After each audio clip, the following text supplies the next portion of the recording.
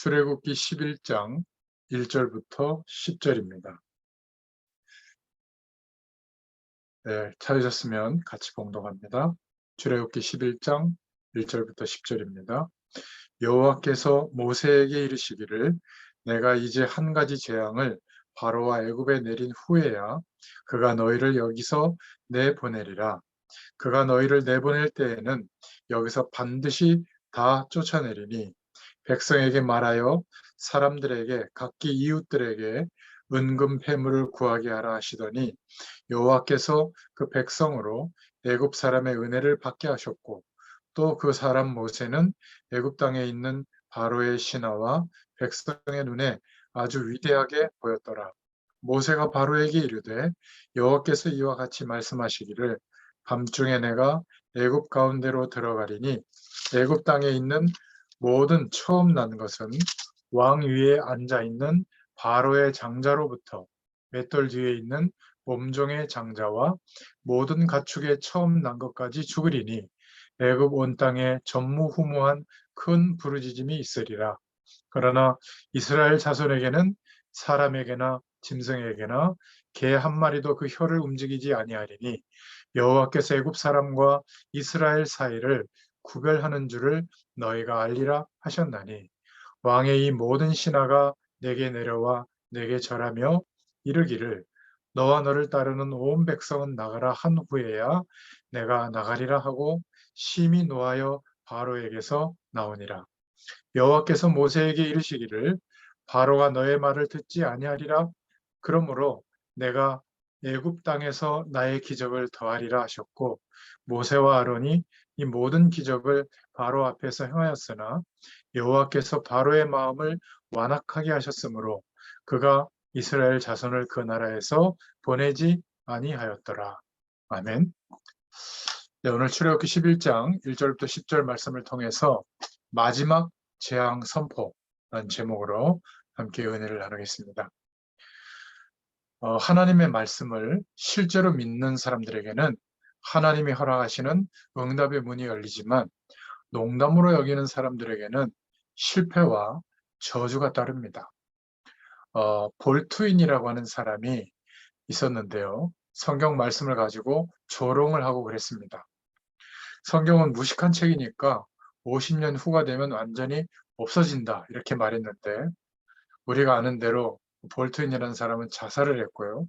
이 성경책은 전 세계로 세계의 여러 나라 말로 번역이 되어서 그 말씀을 읽는 사람들에게 큰 증거와 살아있는 하나님의 응답을 많이 나타내고 있습니다. 지금 많은 사람들이 하나님의 말씀을 깨닫지 못해서 전혀 응답을 받지 못하고 있는 것이 사실입니다. 하나님의 말씀은 인생 문제의 해답인 줄로 믿습니다. 하나님의 말씀은 지금도 살아 역사하는 말씀이죠. 그래서 히브리서 4장 12절에 보면 말씀은 살았고 운동력이 있다 이렇게 말씀하고 있습니다. 이 하나님의 말씀이 이렇게 살아있는 말씀인데 니체라고 하는 사람은 목사 아들이었고 어릴 때부터 교회 다닌 사람인데 하나님의 말씀을 믿지를 않았습니다. 그러다가 점점 믿음이 떨어져서 심지어 무슨 말까지 했는가 하면 하나님은 죽었다라고까지 말했죠. 결국 이 니체는 정신병원에서 생을 마치게 됩니다. 불쌍한 인생이 되고 말았죠. 모파상이라고 하는 사람도 있었는데 원래는 신학생이었고 또 신학생이 되기 전에는 교회 집사였고 교회의 큰 일꾼이었습니다. 이런 사람이 믿음이 떨어지기 시작했고 결국 하나님의 말씀을 안 믿고 그렇게 살다가 이 사람도 인생 마지막을 정신병원에서 젊은 나이에 보내게 됩니다. 여러분, 하나님의 말씀을 실제로 믿을 수 있기를 바랍니다. 그러면 하나님의 응답의 문이 열리죠. 그래서 오늘 본론으로 첫 번째로 우리가 붙잡을 기도 제목은 하나님의 말씀을 믿어라. 히브리서 4장 12절에 나와 있는 것처럼 이 말씀은 지금도 살았고 운동력이 있어서 모든 것을 치유하고 회복하는 그런 능력이 있다 말씀하고 있습니다. 그러니까 하나님의 말씀을 정말 우리가 잘 봐야 되고요. 우리가 인생에 안 나오는 답들이 하나님의 말씀에 다 있습니다. 하나님의 말씀을 붙잡고 기도하다가 승리할 수 있기를 바랍니다. 그런데 성경을 막 너무 어렵게 깊게 보려고 하지 말고 그대로 읽고 또 하나님의 말씀을 들을 때도 그대로 듣고 기도하면 됩니다. 짧은 시간에 성경 조금 읽어보고 또 주일날 들었던 말씀을 다시 한번 생각해보고 또 이 시간에 제가 전해드린 말씀도 한번 들어보고 이러면서 그 말씀 붙잡고 기도할 때 하나님께서 응답해 주십니다. 그냥 성경을 쭉 읽는 것도 좋고 그렇지 않으면 하나님의 말씀이 선포된 설교를 듣고 또 그것을 읽고 기도하다가 하나님이 주시는 큰 응답의 문이 크게 열리게 될 줄로 믿습니다. 왜냐하면 하나님의 말씀은 지금도 살았고 운동력 있는 말씀이기 때문에 하나님의 말씀은 우리 인생 모든 문제의 해답입니다.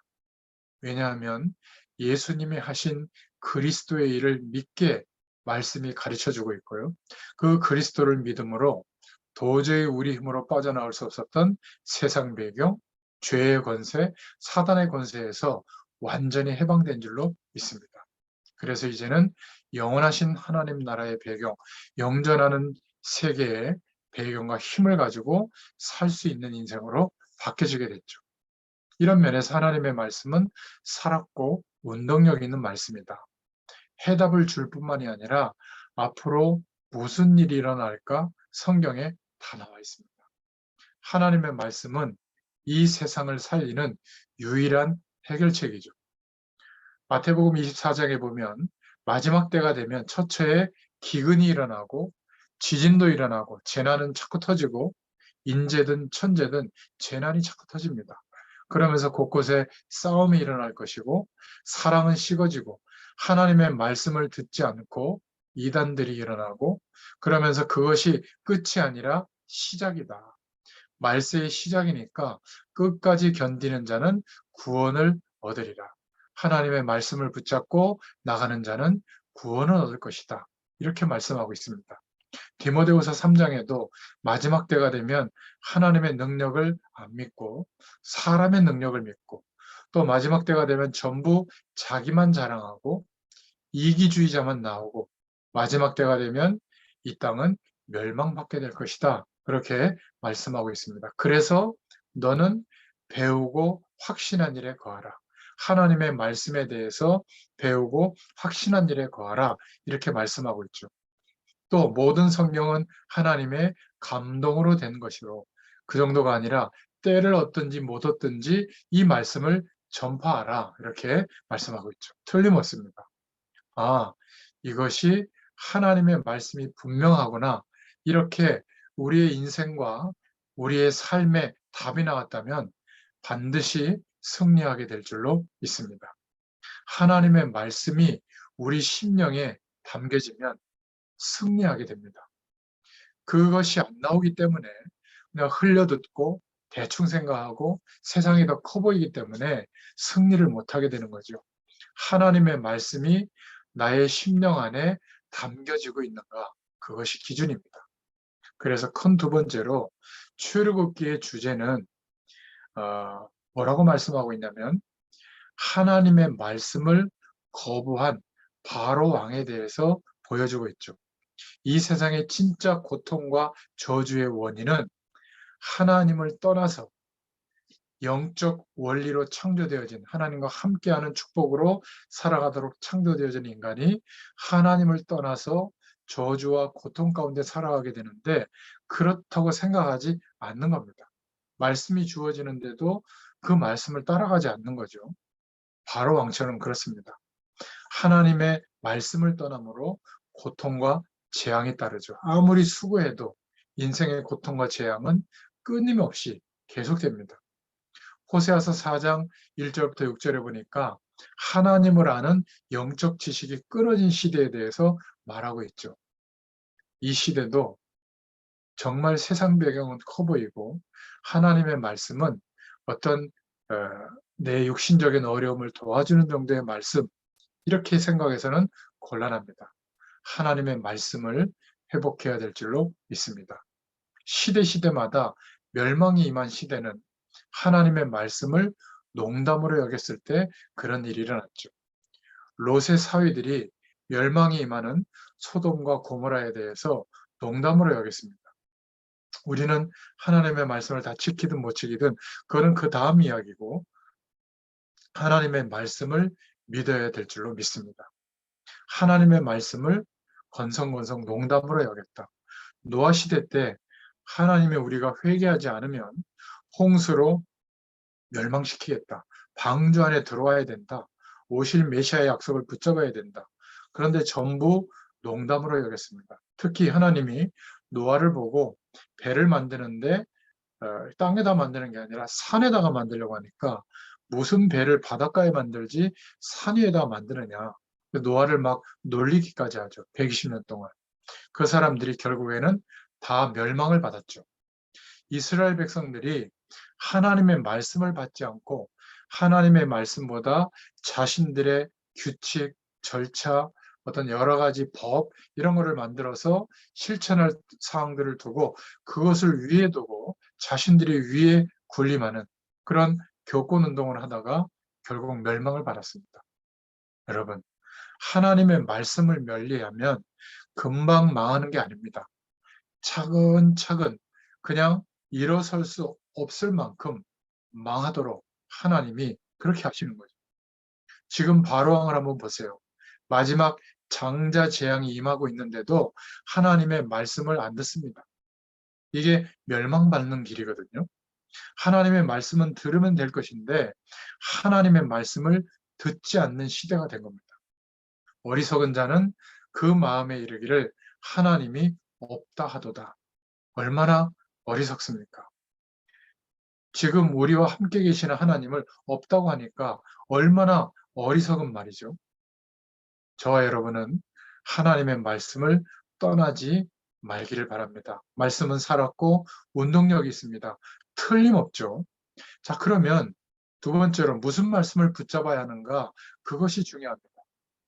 이렇게 하나님의 말씀을 떠나서 고통과 저주 가운데 살아가는 이 시대의 해결책은 뭐죠? 희생 제물을 드려라. 출애굽기의 핵심 메시지죠. 양의 피를 바를 때 세상 배경, 사단의 권세, 육신의 문제, 이 모든 것에서 해방되어진다. 어린 양을 잡아서 문설주에 찍어서 문설주에 바를 때 죽음의 사자가 넘어가는 것처럼 우리 인생의 모든 문제가 이때부터 해결되어지고 해방되어집니다. 문설주에 피를 바른다. 희생제물을 드려라. 무슨 내용이죠? 번제를 드려라. 예수 그리스도, 오실 메시아, 예수님이 오셔서 죽으시고 부활하심으로 우리를 구원하실 그리스도의 그 약속의 피를 믿어라. 바로 그 말이에요. 출애굽기의 주제는 지금 애굽에서 이스라엘 민족이 나가야 되겠다. 아니 나가지 마라. 주제가 뭐죠? 이 하나님이 이스라엘 민족을 나가라고 하는 주제, 그거를 붙잡아야 됩니다. 희생제물을 드리도록 하는 것. 왜 오실 메시아 약속을 붙잡도록 하는가? 그걸 붙잡아야 돼요. 그 이유를 알아야 됩니다. 왜 희생제물인가? 예수님의 죽으심과 부활을 상징하는 거죠. 왜 하필이면 자꾸 쓸데없이 희생제물을 계속 드리라고 하는가?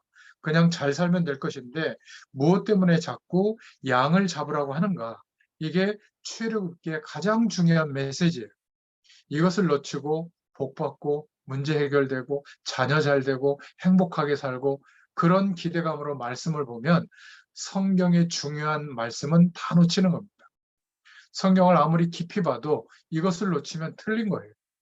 무엇 때문에 애굽에서 나가라고 하고 희생 제물을 드리라고 하는가?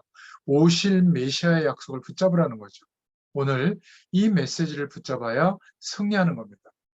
인간에게는 세 가지 멸망이 왔죠. 육신의 문제가 온 거잖아요. 영적인 축복을 다 잃어버리고 결국 하나님을 떠난 죄의 문제 때문에 인생은 항상 저주로 결말이 맺어집니다. 결국 영적으로 사단에게 사로잡혀 있는데 이 육신의 문제와 원죄의 문제와 사단의 배경에서 완전히 구원받게 된 거죠. 육신 때문에 망한 겁니다. 하나님의 약속을 육신적으로 보니까 탐스럽게 보이는 겁니다. 그래서 선악과를 따먹은 거 아니겠어요? 하나님의 사랑이고 그 약속을 중심으로 우리가 선택할 수 있는 자유, 하나님이 함께 하시는 축복을 누릴 수 있는 기회를 줬는데 거꾸로 생각하게 된 거죠. 죄를 짓게 된 겁니다. 왜 죄를 지었죠? 사단의 유혹을 받아서 사단의 손에 사로잡히게 된 겁니다. 기억하셔야 돼요. 지금도 똑같습니다. 하나님 없어도 행복할 조건들이 많다. 거기에 사로잡히는 순간 배후의 역사는 사단에게 마음도 뺏기고 정신도 뺏기고 우리의 모든 삶의 내용을 다 뺏기게 되는 거죠. 하나님이 함께 계시는데도 없는 것처럼 불행하게 살아가는 겁니다. 여러분, 하나님이 여기에서 우리를 해방시키는 중요한 유일한 증표, 약속을 주셨어요. 양의 피 바르는 약속을 붙잡고 이 믿음을 가진 자에게 승리를 주겠다. 양의 피 바르는 자, 오실 메시아의 약속, 그리스도의 약속을 붙잡는 것과 같은 거거든요. 그 양의 피 바르는 자에게는 하나님께서 이 모든 사단의 세력, 육신의 문제, 모든 저주에서 빠져나오도록 하겠다. 이렇게 하나님이 출애굽기를 통해서 말씀하고 있는 겁니다. 증거를 주신 거죠. 하나님이 언약을 주셨다. 그 말이에요. 그래서 세 번째로 예수 그리스도의 이름을 우리는 날마다 부르고 그 이름으로 기도해야 될 줄로 믿습니다. 왜 그렇죠? 이유가 뭐죠?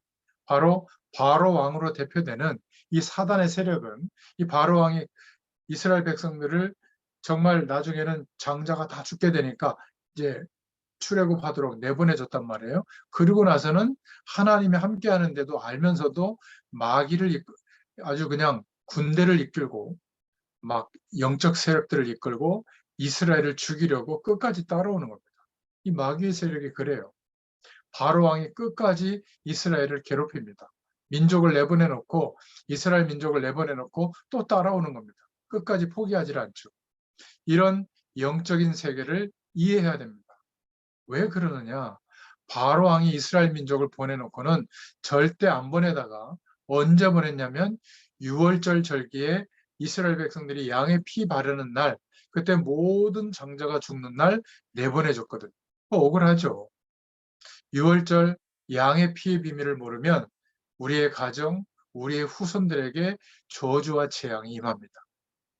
애굽 사람들이 6월절 어린 양의 피 바르는 비밀을 선포했는데도 몰랐기 때문에 그 약속을 거행할 수가 없었죠. 그 피가 그 가정에 그 후손에게 돌아간 겁니다. 이게 마지막 재앙의 내용이에요. 이스라엘 민족이 어린 양의 피의 비밀을 몰랐기 때문에 이스라엘의 후손에게 그 피가 돌아가게 된 거죠. 잘 이해해야 됩니다. 무엇 때문에 우리의 인생이 멸망을 받는가? 이 중요한 이유를 모르면 큰일 납니다. 무엇 때문에 어린 양의 피를 붙여가야 되는가? 무엇 때문에 희생 제물이 출애굽기에 이 번제가 출애굽기의 주제인가? 어린 양의 피의 비밀을 모르면 인류의 머리에 모든 사람들의 머리에 그 피가 죄값이 돌아가는 겁니다. 그래서 그렇게 노력해도 재앙이 덮치는 거예요. 하나님을 떠나서 살아가는 인생의 내용들이죠. 그래서 지금 바로 왕에게 사고 터지기 전에 마지막 경고를 주고 있는 말씀이 오늘 본문인 겁니다. 육신의 문제, 저주의 배경, 사단의 세계를 이기는 길이 누구라고요? 예수 그리스도다. 아니 그러면 됐지. 왜 자꾸 그 얘기를 반복하느냐? 그렇지 않습니다. 피할 수 없는 이 근본적인 이 사건들이 지금 이 땅에 육신 문제로 실패하는 것, 저주가 자꾸 임하는 것, 사단의 세력이 공격하고 사람들을 망하게 하는 것, 이 세 가지는 피할 길이 없기 때문에 그렇습니다. 그래서 이것을 이길 수 있는 이름이 바로 예수 그리스도다. 그래서 우리는 항상 그리스도의 이름을 불러야 합니다. 육신과 죄와 사단에게서 우리는 해방을 받았습니다. 그러나 이 세력들은 지금도 틈을 노리고 있고 속이고 있고 공격하고 있습니다. 어떤 면에서는 모든 민족에게 복음이 증거되고 난 이후에 끝이 오기 때문에 자기의 때가 얼마 남지 않은 줄 알고 더 발악을 하고 있죠. 그래서 베드로전서 5장 8절에 보니까 근신하라 깨어라 너희 대적 마귀가 우는 사자같이 두루다니며 삼킬 자를 찾나니 이렇게 말씀하고 있죠. 무엇 때문에 자꾸 그리스도 이야기를 하느냐? 지금도 사단과 저주의 이 배경이 저와 여러분들을 엄습하고 있기 때문에 지금도 놓치지 않고 자꾸 넘어뜨리려고 하고 있기 때문에 그렇습니다. 그래서 예수 그리스도의 이름을 부르는 정도가 아니라 부를 수밖에 없다. 그래서 예수님의 이름, 이 그리스도의 이름을 부를 때 승리하게 되어 있는 줄로 믿습니다. 그래서 오늘 세 번째로 말씀의 결론입니다. 우리가 살 길은 예수 그리스도다. 두 번째 결론은 모든 하나님의 백성은 우리가 있는 곳에서 기도 응답을 받을 수 있기를 바랍니다. 교회에서도 기도 응답을 받아야 되지만 모든 있는 곳에서, 그래서 가는 곳마다 하나님의 일꾼을 세우시길 바랍니다. 고린도전서 1장 18절에 보니까 십자가의 도가 멸망하는 자들에게는 미련한 것이요 구원을 얻는 우리에게는 하나님의 능력이 됨이라. 복 있는 사람은 여호와의 말씀을 주야로 묵상하는 자로다. 시편 1편에 보면 나와 있죠. 복 있는 사람은 그렇습니다. 이 축복 받기를 바랍니다. 사단은 구원받은 사람을 끝까지 넘어뜨리려고 따라옵니다. 그래서 우리는 항상 예수 그리스도의 이름으로 승리하는 축복이 있기를 바랍니다. 바로왕은 사단은 끝까지 우리를 구원받은 줄 알고도 자꾸 건드리죠. 그래서 우리는 항상 언약의 피, 예수 이름, 무슨 능력이요? 십자가의 능력. 오늘 고린도전서 1장 18절처럼 십자가의 도가 우리에게 하나님의 능력이 될 줄로 믿습니다. 방향을 바꿔야 돼요. 돈을 쫓았던 방향, 가정의 행복을 쫓았던 방향, 그것도 소중한 것 같지만 더 중요하게 하나님과 방향이 같아야 됩니다. 그러면 하나님이 허락하시는 응답이 올 수밖에 없죠. 어떻게 하나님과 방향을 맞추는가? 우리 모든 전도자들은 있는 곳에서 기도 응답 받기를 바랍니다. 그게 바로 지금 하고 있는 말씀 운동이에요. 모든 전도자들은 하나님의 백성들은 우리가 처한 곳에서 하나님의 응답을 받기를 바랍니다. 또 저와 여러분이 가는 곳마다 하나님이 예비하신 일꾼을 찾고 세우는 역사가 있기를 바랍니다. 그게 우리의 후대들이 되고 우리와 관련된 사람이 되기를 바랍니다. 아무나 하나님의 역사를 일으키는 게 아니죠. 저와 여러분, 이 하나님의 약속, 말씀의 중요한 핵심, 복음을 알고 있는 저와 여러분이 가는 걸음들을 하나님은 잘 알고 계십니다. 예수 그리스도의 이름을 하루 종일 바라보고 부를 때, 기대할 때 저와 여러분에게 완전 승리가 일어나게 될 줄로 믿습니다. 여러분, 하나님의 말씀을 믿지 못하게 하고 말씀을 자꾸 빼앗으려고 합니다. 이게 사단이 하는 짓이거든요. 오늘 세 가지를 잘 정리해야 됩니다.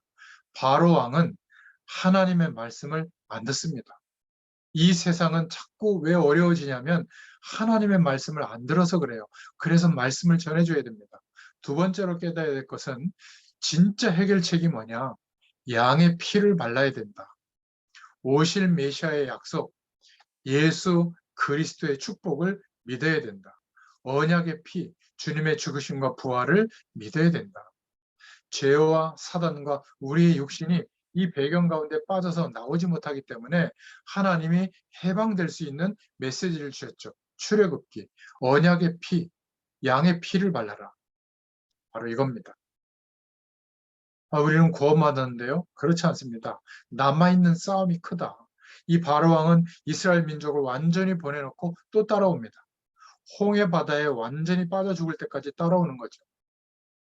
지금 저와 여러분을 따라옵니다. 끝까지.